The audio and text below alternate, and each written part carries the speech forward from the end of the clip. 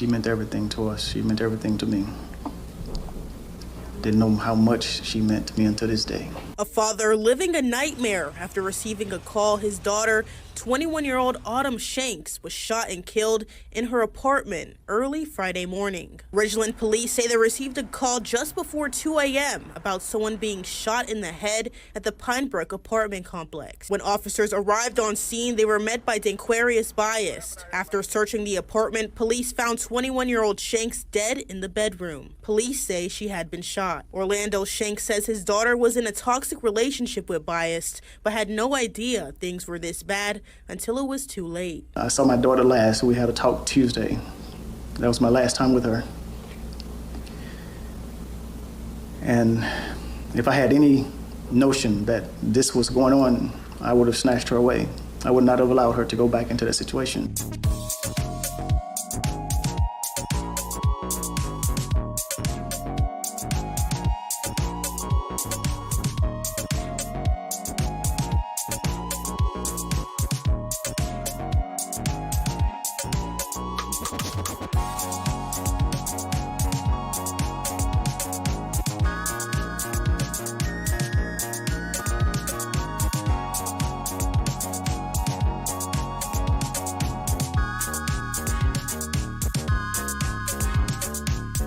4 a.m., Orlando Shanks' phone rang.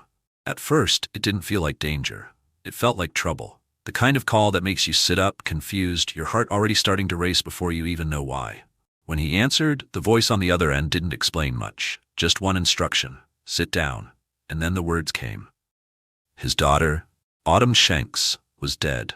For a moment, nothing made sense. The room didn't move. The world didn't move. It was just silence. The kind of silence that follows something so final, your mind refuses to process it. Shock. Disbelief. A father trying to understand how a conversation he had just days earlier could now be the last one he would ever have. He had seen her that Tuesday. Spoken to her. There was no goodbye, no warning that this was where it was all heading. Autumn was only 21 years old, and the person at the center of it all was someone who, on the surface, never should have been a threat. Danquarius Bias. A young man people knew. A football player. A preacher's son. Raised in a family that from the outside represented structure, faith, and discipline. To many, it looked like the kind of relationship that should have been safe. But behind closed doors, it was something else entirely. When Orlando to intervene in his daughter's relationship, Danquarius knocked him out. Yet somehow, she remained in the relationship.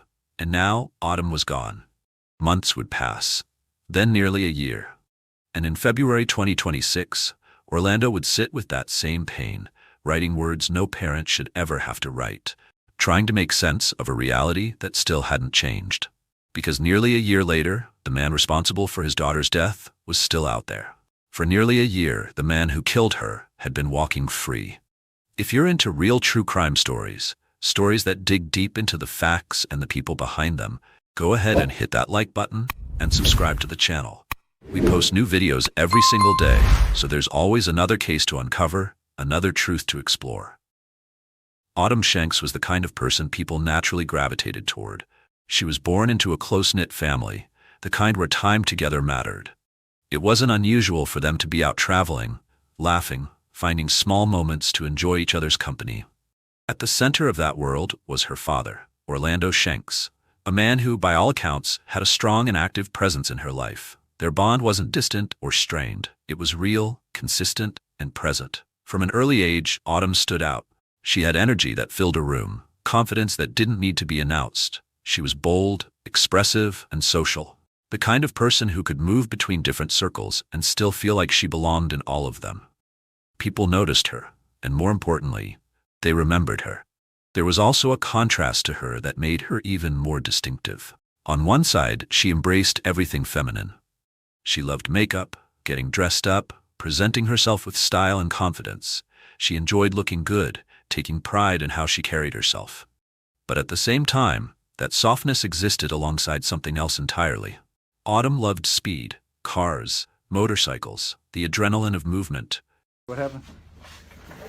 We got Autumn on the set. We're going to have her in her nice Ducati motorcycle ensemble. She has the Ducati course, red, black, and white. This motorcycle is fully equipped with the armor. shoulder pads, elbow pads, knee pads. She is ready for what? Track day. Let's see. Panigale 1199 sport bike. We're going to get our track days on with this one. And she will be the new lady interim race rider for Team Shanks. That's right. Yep. The kind of interest that didn't always match the image people had when they first saw her. It wasn't one or the other, it was both. She could be dressed up and polished and still be the same person who enjoyed engines, motion, and the thrill of it all. That balance made her memorable. Within her community, she was well known, outgoing, approachable. The type of person who didn't struggle to connect with others. Her personality carried her, and people responded to it. She wasn't hidden in the background. She lived her life in a way that made her visible. And as she moved through her teenage years, that visibility naturally brought attention. It was during that time, high school, that she met Dan Biased. At first glance, nothing about the pairing raised concern. In fact, it looked like the opposite. He was a football player, known, recognized. He came from a family that, on the surface, carried respect in the community. His parents were involved in ministry. They had built a reputation around faith, structure, and leadership. From the outside, it appeared stable, grounded, the kind of background people often associate with discipline and good values. For someone like Autumn, social, confident, surrounded by attention, it wasn't unusual that their paths would cross. And when they did, there was an immediate connection built on familiarity. School, social circles, visibility. They were both known, both present in the same environment. At the beginning, it made sense. There was attraction, attention. A relationship that didn't seem out of place. But what appeared normal on the surface began shifting underneath. The change wasn't immediate. It didn't happen in a way that would have made people step in right away. Instead, it developed gradually, subtle at first, then more noticeable. Control started to replace connection. The tone of the relationship shifted. What may have once been playful or light became more rigid, more demanding. Words changed. The way he spoke to her changed. Belittling comments, emotional pressure, the kind of behavior that doesn't always leave visible marks, but still does damage. There were early warning signs, instability in his behavior, a lack of consistency. Even things that might seem small at first, like falling behind, like graduating later than expected, began to reflect a larger pattern. A shift away from the image people had assumed he represented. And as that shift happened, the relationship followed it. Behind closed doors, it became something entirely different. What had once looked like a normal teenage relationship began turning into something controlling, isolating, and eventually violent. The dynamic changed in a way that placed Autumn in a position where she wasn't just in a relationship. She was navigating it carefully. There were threats, not just toward her, but toward the people around her. Toward her family. And those threats carried weight. Enough weight to change how she interacted with the people closest to her. Over time, the changes became visible. She wasn't as open, not as expressive about what was going on in her life. The same person who had once been so outgoing began pulling inward. Conversations became more guarded. Details became limited. As if that wasn't enough, he became physical with her. There were a lot of domestic incidents between them. Orlando noticed. A father doesn't always need everything explained to recognize when something isn't right. The shift in her behavior, the tension that seemed to follow her, the way she carried herself differently, it all pointed to something beneath the surface. And eventually, that tension led to confrontation after one of those physical incidents. At one point, Orlando came face to face with Dan Quarius. He threatened to call the cops on him if he ever touched his daughter again. What started as a conversation didn't stay that way for long. In the middle of that confrontation, Autumn was there, trying to intervene, trying to stop it from going further. But it didn't stop. At some point during that exchange, Orlando was struck, hit with enough force to knock him unconscious. And even after he went down, the violence didn't end there. It continued. Dan Quarius kept on kicking him even as he was unconscious. When he came to, the situation had already crossed a line that couldn't be ignored. It was no longer a question of whether something was wrong. It was clear. From that moment forward, the situation wasn't something to monitor. It was something to fight against. And Orlando did. He didn't stay silent, he didn't step back. He took action in the ways available to him. Reports were filed, authorities were contacted, attempts were made to create some form of protection, some kind of intervention that could separate his daughter from the situation she was in. But the response never matched the urgency. There was no lasting intervention, no decisive action that changed the trajectory of what was happening. The system acknowledged the reports, but it didn't stop the pattern. At the same time, the family continued trying in their own way. Conversations, pleas, attempts to get her to leave, to step away from a situation that was clearly becoming more dangerous. But leaving isn't always simple. There were layers holding her in place. Fear, not just of him, but of what he might do if she tried to fully separate. The threats he had made weren't empty in her mind. They carried real consequences. There was also emotional attachment, the kind that develops over time, especially in relationships that begin young. The familiarity, the history, the connection that doesn't disappear just because things become difficult. I know most people watching this will judge her for staying, but anybody that has been involved in such a relationship will understand that these things don't work like a switch you can just turn off.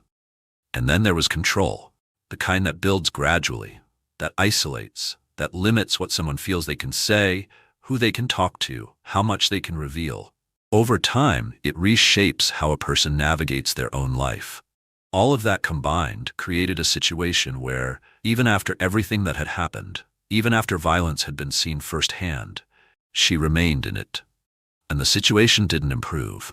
It continued to the point she started ignoring her own family and cut off all communication with them. For years, it continued, until eventually something began to shift again. By late 2024, there were signs that Autumn was trying to change the direction of her life. She reconnected more closely with her father. Communication became more consistent. There was movement, small at first but meaningful. She was trying to leave, trying to step away from something that had defined years of her life. But as that shift began, the pressure around her increased. The relationship was deteriorating. The tension was rising. The balance that had existed, however unstable, was breaking apart. And alongside that personal shift, something else was approaching. A court date. There were legal proceedings ahead, testimony scheduled. Both Autumn and her father were expected to be involved. The situation was the physical abuse he had given to her father years back. Finally, the case was heading to trial. And with that came a different kind of pressure. For someone already controlling, already unstable, the idea of losing control, of being exposed, of facing legal consequences, can shift everything.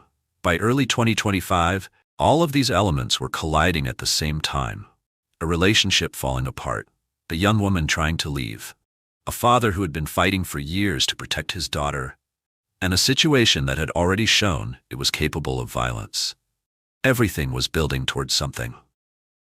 In the early morning hours of February 7th, everything that had been building for years reached its breaking point. Inside the apartment, there were no cameras. No full account of the final moments. Whatever was said between them, whatever triggered the escalation, remains known only to the two people who were there. What is known is how it ended. At some point, the situation escalated beyond control.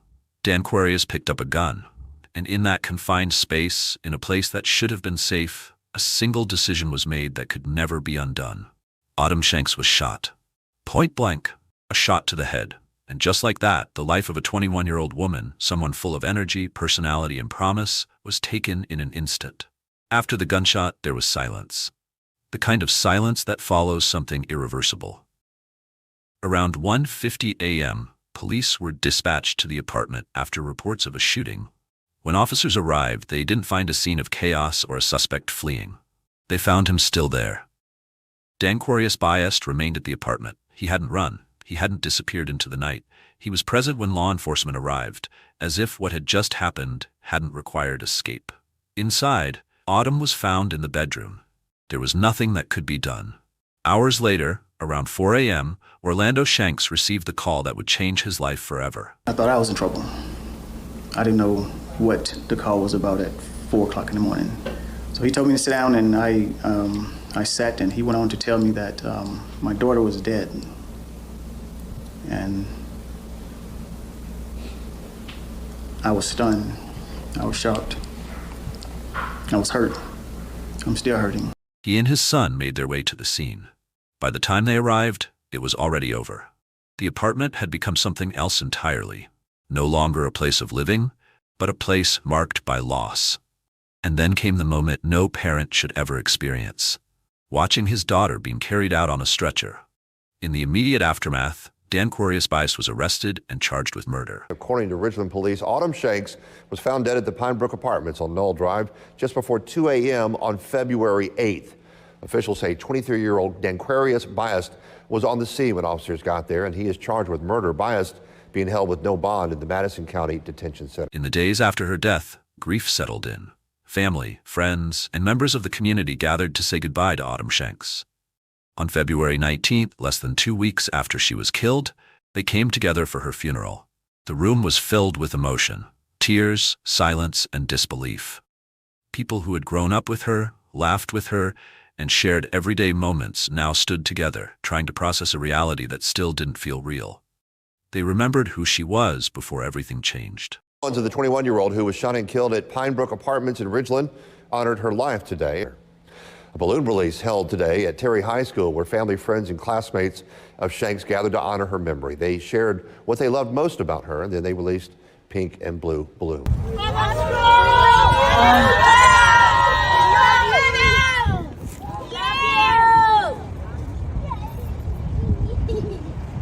The energy she carried, the confidence, the way she stood out without trying, the girl who loved cars and motorcycles just as much as she loved getting dressed up. The version of Autumn that existed before the fear, before the control, before everything that led to that moment. For her family, it was something deeper. A final goodbye no parent is ever prepared for. And even as the service ended, the reality remained. This wasn't something that would fade. Because what was taken from them wasn't just a life, it was a future. And no matter what happened next, that loss would remain. But what followed didn't bring the kind of closure the family expected. Despite the severity of the crime, he was released on bail, and for months, that reality became something the family had to live with. The man accused of killing Autumn wasn't hidden away. He wasn't removed from society. He was out, moving freely, living his life. For over a year, that remained the situation. And for her family, that meant something deeper than frustration. It meant fear. It meant anger. It meant waking up every day knowing that the person responsible for her death was still out in the world as if nothing had happened. By February 2026, 1 year after her death, that pain had not lessened. It had only settled into something constant.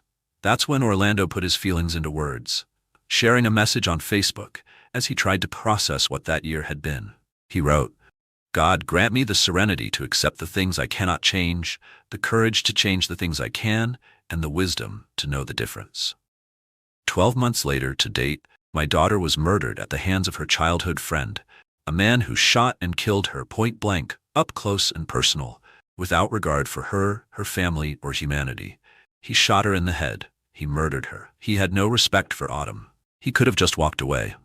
My daughter Autumn was taken senselessly, and to this date, 1 year later, 2/7/2026, he still walks, lurks, and roams the streets as if he has done no wrong. One will never understand the impact of a system of government, lawyers, and a family that blatantly ignores the murderer's actions as if he deserves to be treated equally. No, he does not. He needs to be put away immediately. That was no accident, not by any measure. It was cold. It was calculated. And I believe it had been planned for years. Justice needs to be served. My baby didn't deserve this. R.I.P. baby. Daddy and all the family love you and miss you. Those weren't just words of grief. They were words shaped by time, by months of waiting, by a system that hadn't yet delivered the outcome the family believed should have come immediately. But as February turned into March 2026, something changed. The case moved forward. The uncertainty that had defined the previous year began to narrow into something more concrete. In March 2026, Orlando shared another update. He wrote, "Well, for all that it's worth, the idiot that killed our precious Autumn decided not to take a trial for his inhumane actions, and finally decided to plead guilty to murdering my daughter, Autumn Shanks. In court today, at Madison County Circuit Court, he pleaded guilty and was taken into custody.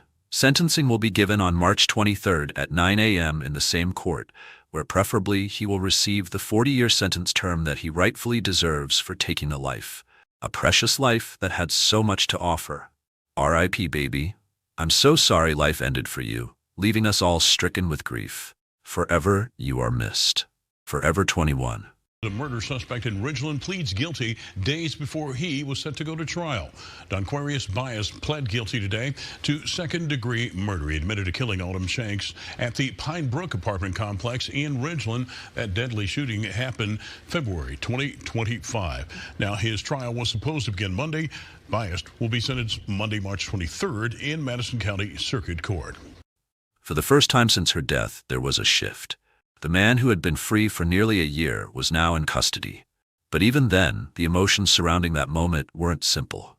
Relief didn't mean peace. Justice didn't erase what had happened. Later that same month, Orlando shared one more message. Not as an announcement, but as a reflection. He wrote, "Remembering Autumn. Sitting here with Autumn's mom and some family, I don't see it as a victory that the person responsible conceded to murdering our daughter. We are simply in a place of relief. Accepting the fact that we no longer have to live in agony, knowing that murderer was roaming the city streets in his own sense of victory for what he had done. He is now in jail after being free for 10.5 months following his crime against our daughter. We can now begin to accept a different level of peace in knowing this individual is no longer in our society. As we move forward day by day, please keep us in your prayers as the pain from our loss is ongoing. It is sad and heartbreaking, but we are pushing forward daily, all of us, her brothers, family, and friends. R.I.P. our precious Autumn. It wasn't celebration. It wasn't closure. It was something quieter than that. Relief. The kind that comes not from victory, but from the absence of fear. And even with that, the reality remained unchanged. Autumn Shanks was gone. A young woman who had once filled rooms with her energy. Someone who balanced strength and softness, confidence and warmth. Someone who had a future that extended far beyond the walls of that apartment. What happened to her wasn't just a moment. It was the result of a pattern, a relationship that had shown signs of danger long before it reached its final point. A situation where leaving became the most dangerous step she could take. Her story now exists as both a memory and a warning. Because what happened to Autumn didn't begin on February 7th. And for families watching from the outside, trying to understand when to step in, when to act, when to recognize the signs, it leaves behind a question that doesn't have an easy answer. But one truth remains. She was more than what happened to her. Her name was Autumn Shanks. Thanks for watching. Let me know what you think in the comment section below. If you haven't already, be sure to like this video, subscribe to the channel, and turn on notifications. We upload new true crime content daily, covering cases you know, and many you don't. Stick with us as we bring you more stories that deserve to be heard. See you in the next video.